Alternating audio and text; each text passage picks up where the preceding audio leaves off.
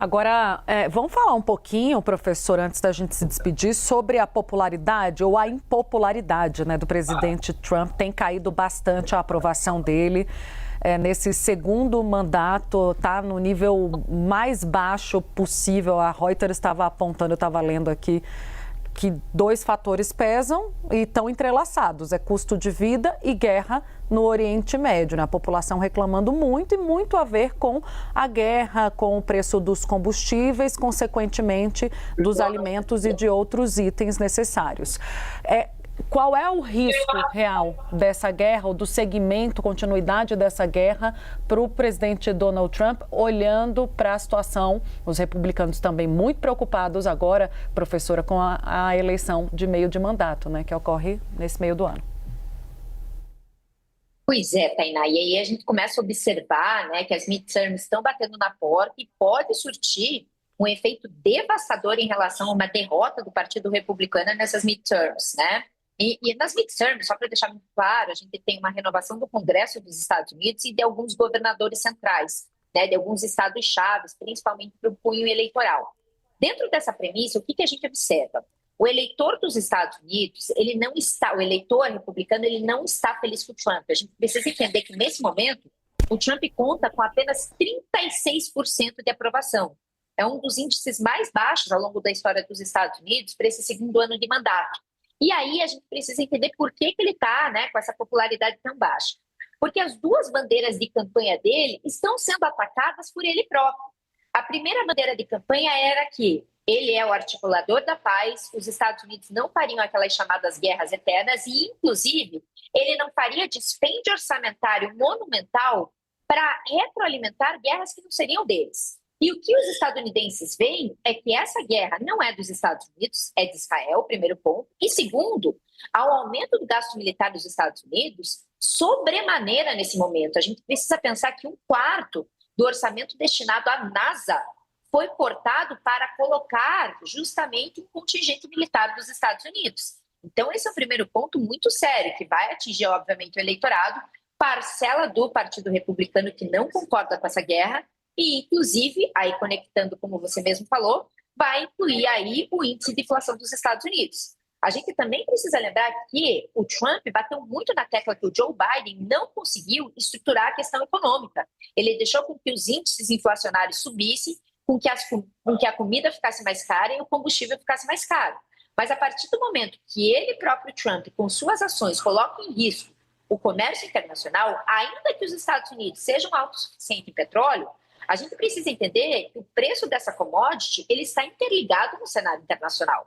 E, por consequência, o preço do petróleo dos Estados Unidos também vai subir. E aí irá subir o preço do alimento por conta da logística atrelada, pensando que o país, né, que os Estados Unidos, é um país majoritariamente rodoviário, que precisa desse combustível fóssil, vai subir também o preço do alimento, porque pela logística vai se utilizar desse petróleo mais caro. Vai subir o preço do combustível nas bombas, né, dos postos de gasolina. E, por consequência, o eleitor do Donald Trump não vai ver aquela bandeira que ele votou no Trump para que ele fosse, né, revertido em relação à diminuição da inflação, concatenar em um cenário concreto. E, por consequência, com essa insatisfação, podemos sim ter uma grande derrota do Partido Republicano nas midterms no final do ano. Olha, professora, não à toa ele já começou a falar novamente em fraude das eleições, né? Começa quando se sente... É muito comum, né? Quando se sente esses políticos ameaçados, começam com esse questionamento sem embasamento algum. Então, começou esse discurso diante dessa preocupação com as midterms, as eleições de meio de mandato nos Estados Unidos. Olhando para frente um pouco sobre o conflito ainda, professora, Israel e Líbano têm um acordo de cessar-fogo, que na prática tem sido violado por ataques do Hezbollah e das forças de defesa de Israel do outro lado.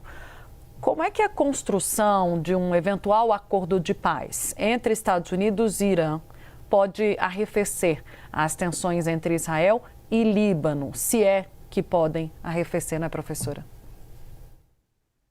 Pois é, Tainá, você colocou o dedo na ferida. Se é que podem, né, ser contidas por conta de um suposto acordo entre Estados Unidos e Irã. A gente precisa entender que o cenário de Israel e Líbano é um cenário que vai já perdurando por décadas. A gente tem um primeiro, né, acordo, inclusive uma resolução do Conselho de Segurança marcada de 2006, propondo que ocorra, né, que ocorresse uma desmilitarização do sul do Líbano, ou seja, que o Hezbollah saísse desse sul do Líbano e que também Israel retirasse seus assentamentos desse sul do Líbano. E, por consequência, a gente observa, né, as forças letais da ONU foram estabelecidas lá, e a gente observa que nenhuma das partes cumpriu. É importante destacar, né, que o Hezbollah deu uma refinada nas suas ações, ou seja, ele tentou se conter nesse sul do Líbano, mas observando que Israel, de fato, não tinha colocado nada em prática que estava previsto nessa resolução, voltou a armar esse sul do Líbano. Então, o problema do sul do Líbano não é um problema advindo dessa guerra, Irã, Estados Unidos, enfim, qualquer outra temática dentro do Oriente Médio. É um problema endêmico dentro da seara de estruturação e de relacionamento desses países. Só que aí a gente tem um problema. O primeiro problema é que o Hezbollah, dentro do Líbano, ele é considerado um partido político que perdeu muita força nos últimos anos. E o segundo problema é que muita gente fala, e aí eu destaco o governo de Netanyahu, que quer formar a Grande Israel, que quer justamente fazer um assentamento de colonos no sul do Líbano para tomar a parcela desse território. E no meio do caminho, Tainá, o que é mais problemático, fica o governo libanês. Porque o governo libanês, ele não é composto por integrantes do Hezbollah. E a gente observa que, de fato, quem está negociando é o governo libanês. Só que o governo libanês, ele não tem poder para impor uma ação justamente que faça uma concretização de ação em relação ao Hezbollah, porque o Hezbollah é muito mais próximo do Irã do que ao governo libanês, inclusive esse governo libanês condena as ações do Hezbollah, mas em contrapartida não consegue fazer, né, por assim dizer, algo concreto para conter inclusive Israel. E aí tem mais um ponto problemático, né, só para finalizar essa fala, é para a gente ver que talvez nesse momento a gente não tenha solução. A população libanesa, historicamente, não gosta do Hezbollah. Porém, o Hezbollah é mais forte que o exército libanês. E nesse momento que Israel está atacando a infraestrutura do sul do Líbano, inclusive veio a matar, né, uma criança brasileira, a população libanesa não quer que o Hezbollah se desarme. Então a estrutura vai ficando tão complexa, mas atingindo, né, níveis de tamanha complexidade, que eu não vejo nesse momento abertura para a finalização desse conflito, né? Não vamos colocar aqui pontual, mas desse conflito endêmico entre Israel e Líbano, infelizmente.